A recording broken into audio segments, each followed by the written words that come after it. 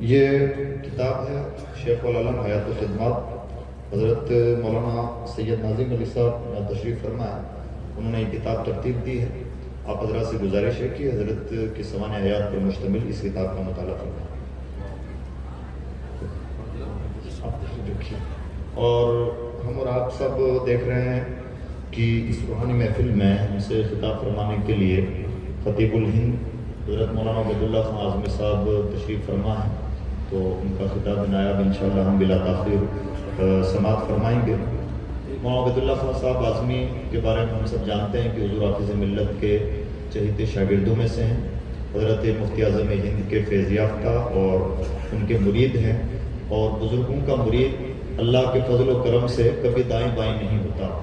حالات اتار چڑھاؤ کا شکار ہوتے ہیں، لیکن بزرگوں کی دستگیری ہوتی ہے، اور شعر چاہے جوان ہو یا بوڑھا ہو، شعر بہرحال شعر رہتا ہے۔ اور بھارت کی تاریخ میں ایک بار ایسا ہوا تھا، بلکہ بھارت کی تاریخ میں صرف ایک بار ایسا ہوا کہ 1984 میں سپریم کورٹ نے شاہ بانو ایک کیس تھا، شریعت کا قانون ہے کہ جب میاں بیوی کے اندر جدائیگی ہو جاتی ہے تو اس کے بعد میں عورت کا نفقہ مرد پر واجب نہیں ہوتا، لیکن سپریم کورٹ کا فیصلہ یہ ہوا کہ طلاق ہو چکا، لیکن اس کے باوجود بھی تاعمر عورت کو نفقہ دینا شوہر کے لیے لازم قرار دیا گیا۔ ڈائریکٹلی مسلم پرسنل لاء میں انٹرفیئر تھا۔ تو اعظمی صاحب نے اس وقت جو الفاظ بولے تھے وہ آج بھی کیسٹوں میں محفوظ ہے کہ ہم سپریم کورٹ کے اس فیصلے کو جوتے کی نوک پہ رکھتے ہیں۔ آپ جانتے ہیں کہ یہ جملہ کتنا بڑا جملہ ہے یہاں پر، اور آپ کو یہ سن کر دوہری خوشی ہوگی کہ اکلوتا کیس ہے جہاں سپریم کورٹ نے اپنا دیا ہوا فیصلہ واپس لیا، اور وہ اس شخص کی وجہ سے ہوا۔ آج ہم اور آپ تو جو میلاد نبی کی چھٹی مناتے ہیں، جشن مناتے ہیں، وہ بھی ان کے پاس کروائی ہوئی ہے۔ اور اس کے علاوہ بڑی خدمات ہیں، ہر ایم پی کو 5 کروڑ روپے ملا کرتا ہے بجٹ کے طور پر خرچ کرنے کے لیے۔ 3 مرتبہ 90 سے لے کر کے 2008 تک کنٹینیو 3 مرتبہ ایم پی رہے، اور اللہ کا شکر ہے ہمارے اسٹیج پر انہوں نے کہا تھا کہ جو کچھ بھی بجٹ ملتا تھا وہ جامعہ شریفہ کو دیتے تھے۔ اور اس کے علاوہ جو حلقہ اثر میں لوگ رہے ان سب کا بھی ہمیشہ جامعہ شریفہ کے ساتھ خاص تعاون رہا، اور یہ ایک وفادار کی وفاداری کی نشانی ہوتی ہے۔ اور اسی طرح سے کچھ یہ گجرات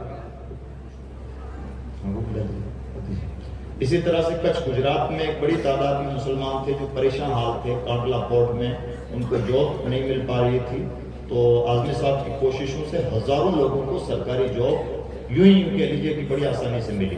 بڑی خدمات ہوتی ہیں، ایسے لوگوں کی قدر کرنا ہماری ذمہ داری ہوتی ہے، اور اس طرح کے لوگ بہت کم لوگوں کے پاس ہوتے ہیں۔ یہ اعظمی صاحب کا ایک اینگل رہا۔ اب اعظمی صاحب کے لیے دوسرا اینگل یہ ہے کہ آپ جہاں پر حاضر ہیں، یہ جو چہرے آپ کو نظر آ رہے ہیں،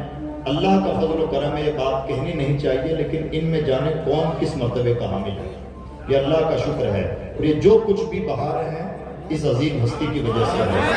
آج کے دور میں بھارت کی سرزمین پر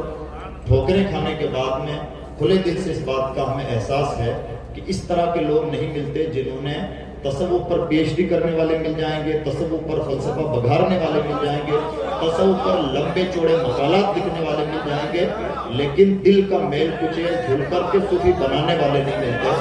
اس شخصیت نے تصوف کو پریکٹیکل طور پر زندہ کیا ہے، اور ان کے کچھ مرید بطور خاص مفتی آفاق صاحب جیسے لوگوں کو آپ قریب سے جانتے ہیں، اور انہوں نے کتنے ہی اس طرح کے قیمتی افراد تیار کیے ہیں۔ اور کمال یہ ہے کہ آج 78 سال کی عمر میں بھی بنا تھکے ہوئے جس طرح سے یہاں پر بیٹھے ہوئے ہیں، یہ کام مسلسل جد و جہد کے ساتھ جاری ہے۔ تو آج آپ ایسی عظیم شخصیات کے بیچ میں حاضر ہیں، اور یہ نیپال اردو ٹائمز ایک ویکلی اخبار ہے جو نیپال سے حضرت مفتی محمد رضا صاحب کی نگرانی میں ایڈیٹرشپ میں اور حضرت کی سرپرستی میں نکل رہا ہے، اس کے سرے ورق پر حضرت کی سرپرستی ہے۔ اور یہ جو شمارہ ہے اسپیشلی حضرت شیخ المشائخ کے حیات و خدمات پر ہے۔ آپ حضرات سے گزارش ہے کہ اسے حاصل بھی کریں، اور اس میگزین کو، اس اخبار کو زیادہ پڑھیں اور اپنے گروپوں میں شیئر کریں۔ بلا تاخیر اعظمی صاحب ہم سب سے مخاطب ہوں گے۔